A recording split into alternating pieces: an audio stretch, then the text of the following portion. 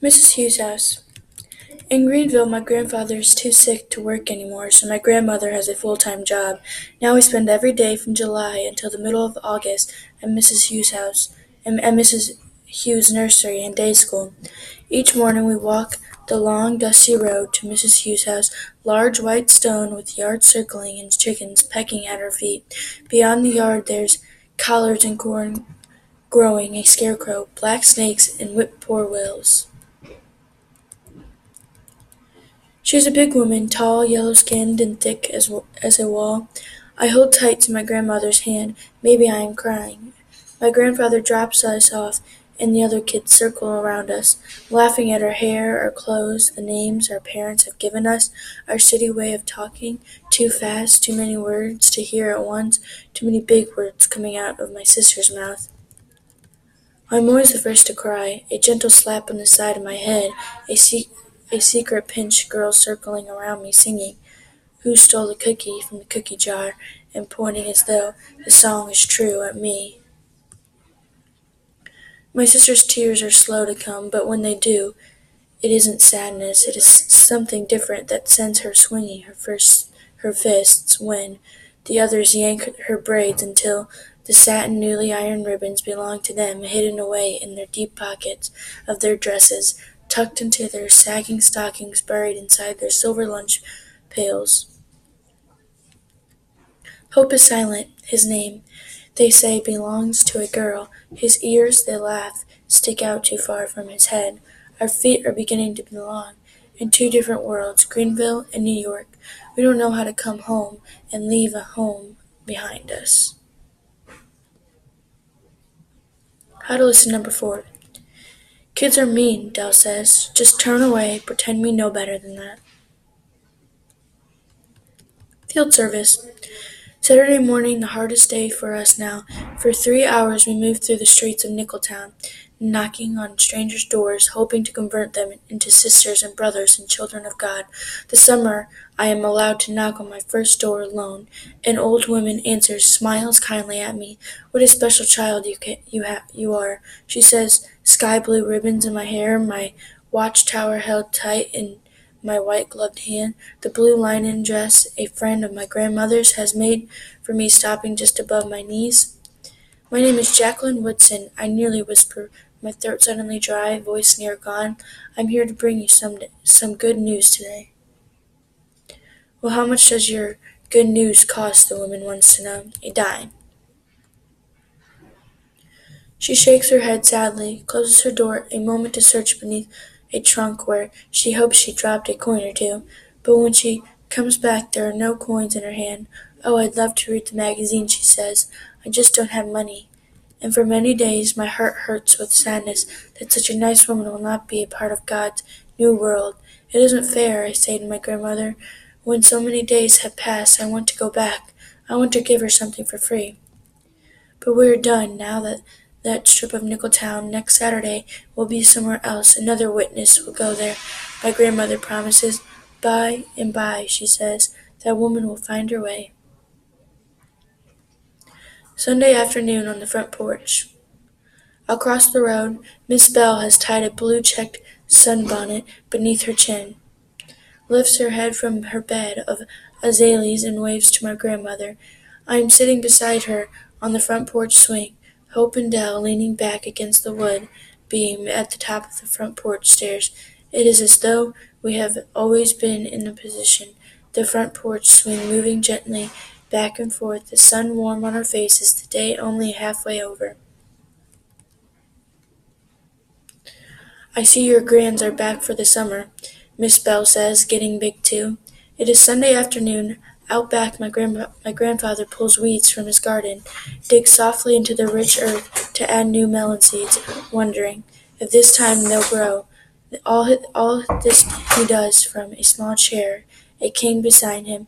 He moves as if underwater, coughs hard and long into a handkerchief, calls out for Hope. When he needs the chair moved, sees me watching and shakes his head. "I'm catching you worrying," he says. "Too young for that, so just cut it out now. You hear his voice? So strong and clear today, I can't help smiling. Soon I'll rise from the porch, change out of my Kingdom Hall clothes into a pair of shorts, a cotton blouse, trade my patent leather Mary Janes for bare feet, and join my grandfather in the garden.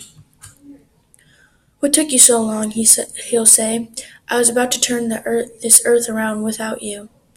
Soon it'll be near evening, and Daddy and I will walk slow back into the house where I'll put the Epsom salt from the shelf, fill the dishpan with warm water, message his swelling hands. But for now, I sit listening to Nickeltown setting around, pray that one day Roman will be well enough to know this moment, pray that we will always have this, the front porch, my grandfather, in the garden, a woman in blue-checked sunbonnet moving through azaleas. Pretty children, Miss Bell says, but God don't make them no other kind of way. Home then home again. Too fast our summer in Greenville is ending already. The phone calls from my mother are filled with plans for coming home. We miss our little brother's laughter, the way he runs to us at the end of the school day as if we've been gone forever, the way his small hands curl around ours when we watch TV, holding tight through the scary parts until we tell him Scooby-Doo will save the day, Bugs Bunny will get away, Underdog will arrive before the trains hit, Sweet Polly, purebred. We drag our feet below our swings, our arms wrapped lazily around the metal links, no longer fascinated by the newness of the set, the way we climbed all over the slide, pumped our legs hard toward heaven until the swing set shook with the weight of us lifting it from the ground. Next summer, my grandfather said, I'll cement it down, but in the meantime, you'll all swing low. Our suitcases sit at the front door, open slowly, filling with freshly washed summer clothes, each blouse, each pair of shorts, each faded cotton dress holding a story that we'll tell again and again all winter long.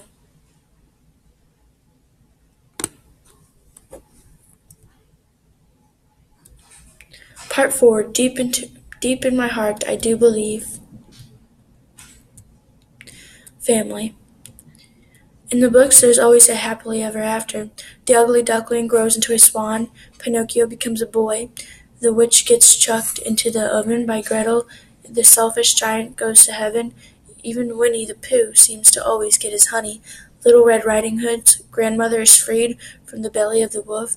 When my sister reads to me, I wait for the moment when the story moves faster toward happy endings that I know is coming.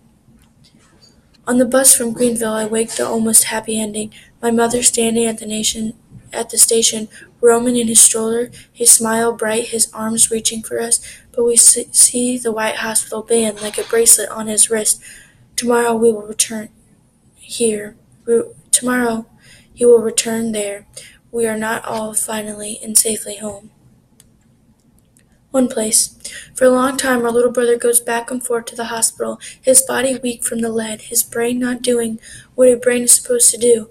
We don't understand why he's so small, has tubes coming from his arms, sleeps and sleeps when we visit him. But one day he comes home. The holes in the wall are covered over and left unpainted, his bed pulled away from temptation, nothing for him to peel away. He is 4 now, curls long gone, his dark brown hair straight as a bone, strange to us, but our little brother, the 4 of us again, in one place. Maria, late August now, home from Greenville and ready for what the last of the summer brings me. All the dreams in the city holds, right outside, just step through the door and walk 2 doors down to where my new best friend Maria lives. Every morning I call up to her window, come outside, or she rings our bell, come outside. Her hair is crazily curly, down past her back. The Spanish she speaks like a song. I am learning to sing. Mi amiga Maria. Maria, my friend. How to listen number 5. What is your one dream, my friend? Maria asks me. Your one wish come true.